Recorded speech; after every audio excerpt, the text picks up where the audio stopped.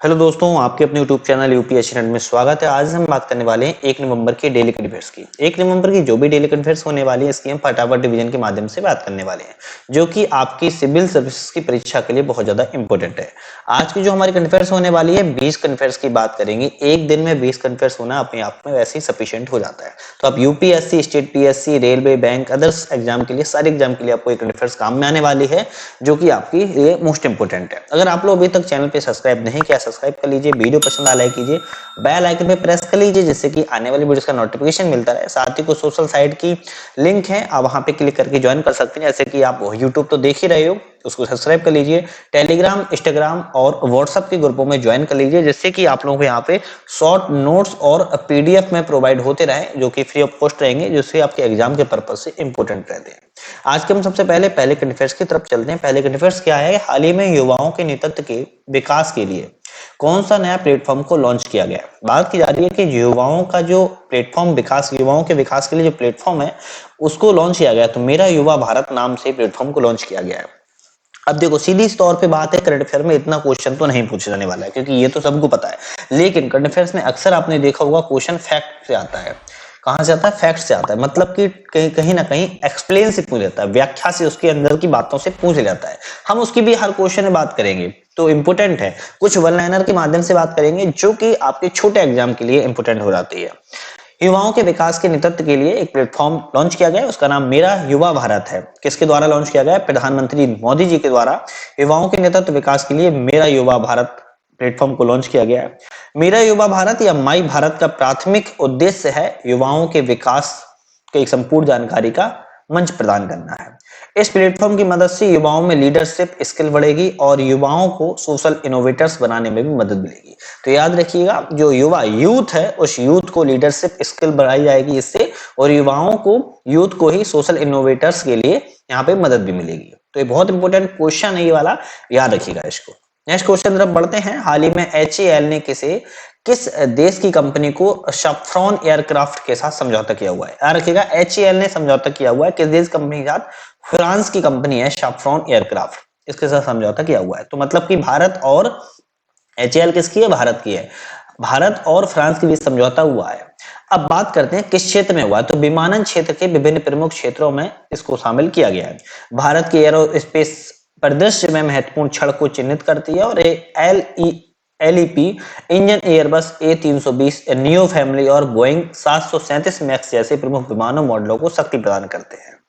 तो याद रखिएगा, दो जो मॉडल है उस चीज को देखे गए हैं, LEAP को, और यहाँ पे बोइंग 337 मैक्स को यहाँ पे देखा गया है। संयुक्त प्रयास स्वदेशी विमानन तकनीक को बढ़ावा देने के लिए महत्वपूर्ण प्रगति की दिशा में है। तो क्या पे स्वदेशी तरीके से इसको बढ़ावा दिया जाएगा। स्वदेशी तरीके से इसको बढ़ावा देने के साथ साथ महत्वपूर्ण प्रगति होगी, विकास होगा, टेक्नोलॉजी को आगे बढ़ाया जाएगा। नेक्स्ट क्वेश्चन आता है, हाल ही में ब्यूटी वर्ल्ड मिडिल ईस्ट 2023 की मेजबानी कौन करेगा? तो दुबई के द्वारा ब्यूटी जो वर्ल्ड मिडिल ईस्ट है, उसकी मेजबानी की जा रही है। इसके बारे में अगर बात करें तो ब्यूटी टेक एक अन्य प्रमुख विशेषता है। यह क्षेत्र के गेम चेंजिंग समाधानों और भविष्य के विकास को प्रदर्शित करता है। स्थानीय, क्षेत्रीय और अंतर्राष्ट्रीय प्रदर्शक 50,000 से अधिक उद्योग उपस्थित दर्शकों के लिए नए उत्पाद, नवाचार, रुझान और सर्विसेज सेवाएं लॉन्च करेंगे। यह एक प्रमुख इंटरनेशनल ट्रेड शो होगा। इस इवेंट में 57 देशों के 1750 प्रदर्शकों में भी भाग लेने की उम्मीद जताई जा रही है।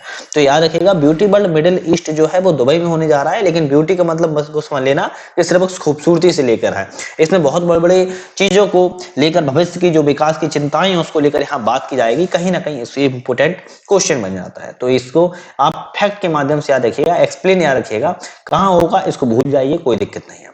नेक्स्ट क्वेश्चन की तरफ बढ़ते हैं। नेक्स्ट क्वेश्चन है हमारा, भारतीय अर्थशास्त्र और सम्मत विज्ञान संघ के चौथे वार्षिक सम्मेलन का आयोजन कहाँ किया जा रहा है? तो याद रखिएगा, भारत के श्रीनगर में किया जा रहा है। इसका उद्घाटन है जो कि जम्मू कश्मीर की उपराज्यपाल मनोज सिन्हा के द्वारा किया गया है। भारतीय अर्थशास्त्र और संबंध विज्ञान संघ अर्थात IEASA के अध्यक्ष प्रोफेसर सुधाकर पांडा और IEASA के सचिव डॉक्टर आलोक कुमार ने इस कार्यक्रम में भाग लिया हुआ है। इस सम्मेलन में रोजगार सृजन, बुनियादी ढांचा, इंफ्रास्ट्रक्चर, निवेश, इन्वेस्टमेंट, महिला सशक्तिकरण, एमएसएमई, कौशल विकास, स्वास्थ्य और पोषण पर विशेष ध्यान देने का प्रयास आह्वान किया गया है। तो याद रखिएगा, भारतीय अर्थशास्त्र संबंध विज्ञान संघ में ये कहाँ की जा रहा है, इंपोर्टेंट नहीं है। अब इसके बारे में जो बातें की गई हैं वो इंपोर्टेंट है, जैसे कि रोजगार सृजन के लिए यहाँ पे बात की गई है, ठीक है, बढ़ावा देने के लिए, बुनियादी ढांचा इंफ्रास्ट्रक्चर के लिए यहाँ पे बात की गई है, ठीक है, निवेश के लिए यहाँ पे बात की जा रही है, महिला सशक्तिकरण के लिए बात की जा रही है, एमएसएमई के लिए बात की जा रही है, कौशल विकास के लिए यहाँ पे बात की जा रही है, स्वास्थ्य हेल्थ के लिए यहाँ पे बात की जा रही है, और पोषण मतलब कि न्यूट्रिशन के लिए यहाँ पे विकास की बात की जा रही है। तो इतनी सारी इस सम्मेलन में बातें की जा रही है, तो ऐसे तो ये नॉर्मल सम्मेलन होगा नहीं, कहीं ना कहीं इंपॉर्टेंट है, इसीलिए ये चर्चा में और इसीलिए आज की हमारी खबर में इसको देखा जा रहा है। तो इसको याद रखिएगा, इस सब चीजों को कहीं ना कहीं एग्जाम में पूछी जाती है। नेक्स्ट क्वेश्चन पर बढ़ते हैं। नेक्स्ट क्वेश्चन है, हाल ही में दुनिया का सबसे ऊंचा परमाणु अनुसंधान रिएक्टर कहां पर स्थापित किया जाएगा? तो बोलिविया में स्थापित किया जा रहा है। बोलिविया कहां पे, अगर आप लोग पता है जल्दी से कमेंट करके बता दो, वरना भी डिस्क्रिप्शन में सारा मिल जाएगा आप लोगों को, सॉरी एक्सप्लेन में आपको सारा मिल जाएगा। दुनिया के सबसे ऊंचा परमाणु जो अनुसंधान है रिएक्टर बोलिविया में स्थापित किया रहा है। इसकी बात करें दक्षिण अमेरिका मतलब कि साउथ अमेरिका में, कहां पे है याद रखिएगा, साउथ अमेरिका में है। साउथ अमेरिका देश के बोलिविया में दुनिया का सबसे ऊंचा परमाणु अनुसंधान रिएक्टर स्थापित किया जा रहा है। बोलिविया के एल अल्टो में समुद्र तल से लगभग 4000 मीटर की ऊंचाई पर एक अनुसंधान रिएक्टर दबाव पोत स्थापित करके एक रिकॉर्ड बनाया गया है। इसमें लिथियम उद्योग सहित विभिन्न आर्थिक क्षेत्रों के विकास के लिए अतिरिक्त उपकरण भी उपलब्ध हो सकेंगे। तो याद रखिएगा, ये समुद्र तल से 4000 मीटर की ऊंचाई पर है। कहां पे है? साउथ अमेरिका में है। साउथ अमेरिका में भी कहां है? बोलिविया में स्थित है। और ये दुनिया का सबसे ऊंचा परमाणु अनुसंधान रिएक्टर स्थापित होने जाने वाला है। ठीक है, नेक्स्ट क्वेश्चन तरफ बढ़ते हैं। नेक्स्ट क्वेश्चन है, हाल ही में फेयर वर्क इंडिया रेटिंग 2023 में शीर्ष पर कौन सा देश रहा है? तो बिग वास्टिक रहा है। कौन सा? बिग वास्टिक रहा है फेयर वर्क इंडिया रेटिंग 2023 में। अगर इसकी बात करें, फेयर वर्क इंडिया रेटिंग 2023 के तहत भारत के 12 डिजिटल लेबर प्लेटफॉर्म का मूल्यांकन किया गया है। भारत के कितने किया गया? याद रखिएगा, भारत के 12 डिजिटल लेबर प्लेटफॉर्म का मूल्यांकन किया गया। ये प्लेटफॉर्म घरेलू और individual health care, logistic, food distribution और परिवहन जैसे सेक्टरों से सेवाएं देते हैं। डिजिटल प्लेटफॉर्म ओला पोर्टर ने डिजिटल लेबर प्लेटफॉर्म का गिग श्रमिकों की कामकाजी परिस्थितियों के मामले में सबसे कम स्कोर किया हुआ है। लेकिन इसकी एक स्पेसिफिक वीडियो, पूरी टॉपिक पर वीडियो आने वाली है, तो इसको आप कल अपलोड हो जाएगी, इसको आप जरूर देख लीजिएगा। ठीक है, तो फेयर वर्क इंडिया रेटिंग ऐसी मत समझो इसको, बिग वास्टिक में इसको शीर्ष पर रहा है, लेकिन अगर भारत में देखा जाए तो ओला, पोर्टर और 12 डिजिटल लेबर प्लेटफॉर्म है, उन सबको अर्थात की गिग श्रमिकों को यहाँ पे देखा जा रहा है। तो ये इंपॉर्टेंट, इसीलिए ये रेटिंग हो जाती है कहीं ना कहीं। नेक्स्ट क्वेश्चन जब बढ़ते हैं, नेक्स्ट क्वेश्चन क्या है उसकी बात कर लेते हैं हम। हाल ही में स्मार्ट सिटी मिशन के किस राज्य के बेलगामी में महिला बाजार प्रस्तुत किया हुआ है? स्मार्ट सिटी मिशन ने किस राज्य के? तो कर्नाटक राज्य के। याद रखिए, कहां के? कर्नाटक राज्य के बेलगावी में महिला बाजार को प्रस्तुत किया है। जो स्मार्ट सिटी मिशन जो है, क्या है इसके बारे में पूरे जानते हैं। कर्नाटक के बेलगावी में स्मार्ट सिटी मिशन ने महिला सशक्तिकरण की अनूठी मिसाल पेश की है। क्या की है? बाजार में 56 अनोखी दुकानें हैं, जिसमें लोगों के लिए स्ट्रीट फूड, स्थानीय व्यंजनों, हाथ से बने सामान मिलते हैं। स्मार्ट सिटी परियोजना के तहत महिला मालिक को तत्काल ऋण की सुविधा भी प्रदान की जाती है। तो यहाँ पे क्या है, सारी महिलाएं काम कर रही हैं। अब जब महिलाएं ज्यादातर अक्सर काम करेगी तो कहीं ना कहीं आप देखोगे इंपोर्टेंट हो जाता है। यहाँ पे 56 ऐसी दुकानें हैं जहां पे अनोखे तरीके से चीजों को हाथ से बने हुए मिलती हैं, जैसे कि स्ट्रीट फूड हाथ से बनाकर ये देती हैं। साथ ही देखोगे स्थानीय जो व्यंजन है उनको हाथ से बनाकर ही दिया जाएगा। साथ ही हाथ से बने सामानों को भी इन्होंने वहां पे रखा हुआ है। तो हाथ से मतलब कि हस्तशिल्प करके इन्होंने, मतलब हस्तशिल्प करके नहीं, सॉरी, हाथों से बनाकर इन्होंने सारे सामान को वहां पे रखा है। तो कहीं ना कहीं ये इंपॉर्टेंट है, इसीलिए स्मार्ट सिटी मिशन के तहत महिला सशक्तिकरण को बढ़ावा दे रहा है। साथ ही में अगर महिला को ऋण की सुविधा लेनी होती है तो उनको तत्काल ऋण सुविधा मुहैया कराया जाता है। ये भी इंपॉर्टेंट है। ठीक है, नेक्स्ट क्वेश्चन जब पढ़ते हैं, नेक्स्ट क्वेश्चन क्या है उसको देखते हैं। भारत सरकार ने नौसेना के लिए कितने राफेल जेट विमान खरीदने का फैसला किया है? तो 26 विमान। कितना है? 26 विमानों को। कौन सा है? राफेल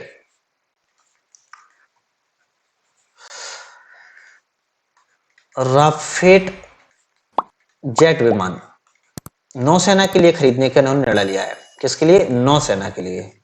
कितना? 26 खरीदेंगे। अगर हम इनकी बात करें तो इन युद्धक विमानों को मुख्य रूप से भारत के स्वदेशी विमान वाहक पोत आईएनएस विक्रांत पर तैनात किया जाएगा। क्वेश्चन बन सकता है किस वाहन पोत पर इसको तैनात किया जाएगा, तो आईएनएस विक्रांत पर तैनात किया जाएगा। विमान वाहक जो पोत पर राफेल को तैनात कर सागर हिंद महासागर क्षेत्र में भारत की बढ़त को सुनिश्चित भी करना चाहती है।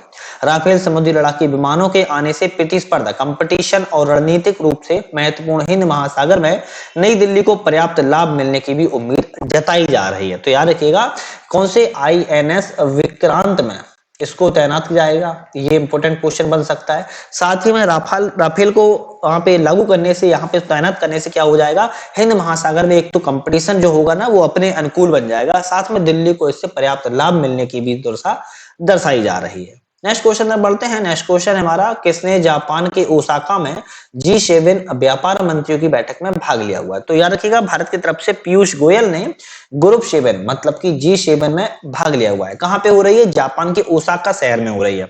अगर हम बात करें इसमें डिटेल से G7 के बारे में जाने तो G7 सदस्य देशों के व्यापार मंत्री हर साल वैश्विक व्यापार और निवेश को लेकर चर्चा करते हैं, जिसमें सदस्य देशों के व्यापार मंत्री भी शामिल होते हैं। जापान ने इस पर बैठक में सदस्य देशों के अलावा अन्य देशों को भी आमंत्रित किया हुआ है, जिसमें कि भारत शामिल है। याद रखिएगा G7 दुनिया के 7 विकसित देशों और औद्योगिक महाशक्तियों का संगठन है।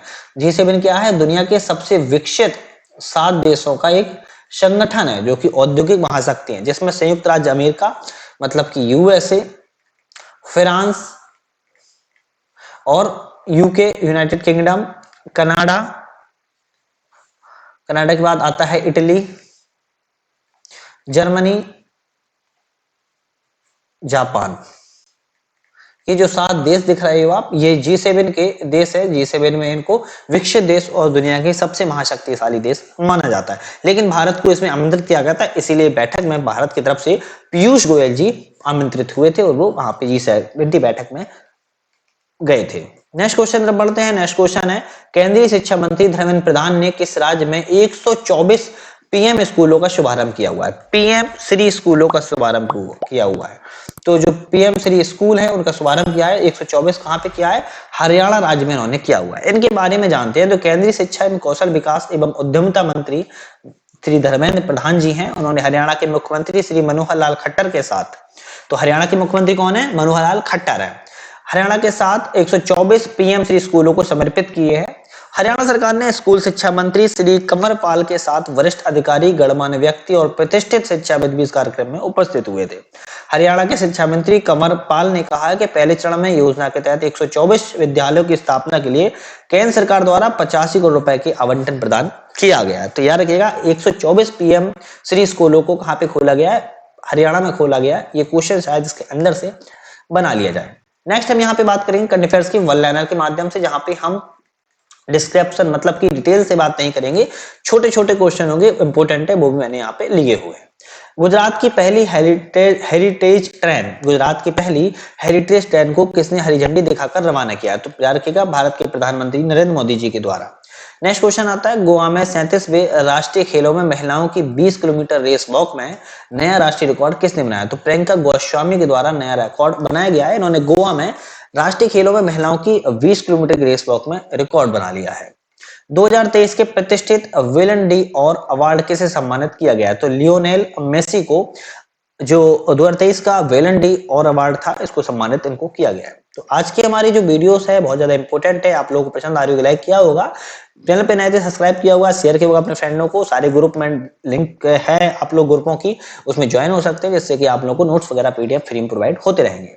नेक्स्ट क्वेश्चन आता है, राष्ट्रीय एकता दिवस प्रति वर्ष कब मनाया जाता है? हम और आप एक रहें, इसलिए नेशनल जो यूनिटी है मतलब कि राष्ट्रीय एकता दिवस प्रति वर्ष 31 अक्टूबर को मनाया जाता है। याद रखिएगा कब मनाया जाता है? 31 अक्टूबर को राष्ट्रीय एकता दिवस के रूप में मनाया जाता है। नेक्स्ट क्वेश्चन आता है, वर्ष 2023 के प्रतिष्ठित वेलन डी और अवार्ड के तहत कोपा ट्रॉफी सर्वश्रेष्ठ पुरुष अंडर 21 खिलाड़ी का अवार्ड किसे दिया गया है? तो जूड बेलिंगहम को दिया गया है।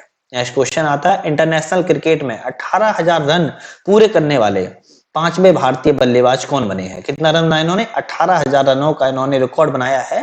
जो पांचवें भारतीय बल्लेबाज हैं रोहित शर्मा है। कौन है?